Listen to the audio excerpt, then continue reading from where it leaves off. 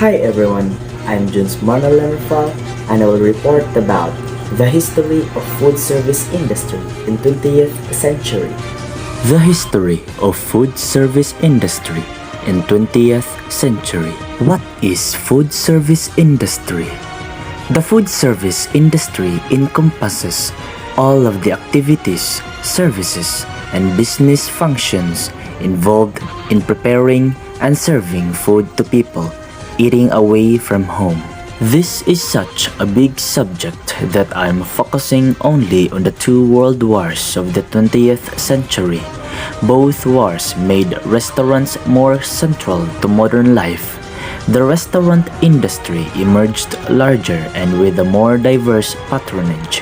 It was more organized, more independent from the hotel industry, more consolidated, more streamlined in its practices, and less European in its values and orientation. The war brought women to the forefront of food service. Home economists rallied to the cause by opening restaurants.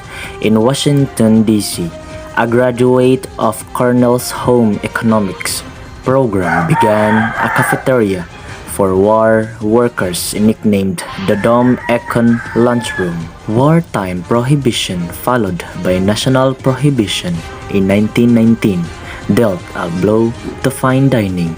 The culinary arts of European trained chefs fell into disuse as many elite restaurants closed after a few lean years. Many of the same kinds of effects were felt after the Second World War, sometimes more strongly because of the increased duration of the conflict. Immigration came to a halt, furthering the Americanization of restaurants.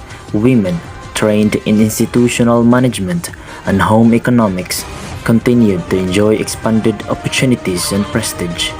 Two home economists in Minnesota saw their quantity cooking manual adopted by the military. During the war, the average American patronized restaurants as never before. Southern California restaurants were overwhelmed as an estimated 250,000 workers in war plants who lacked housekeeping facilities turned to public eating places for their meals.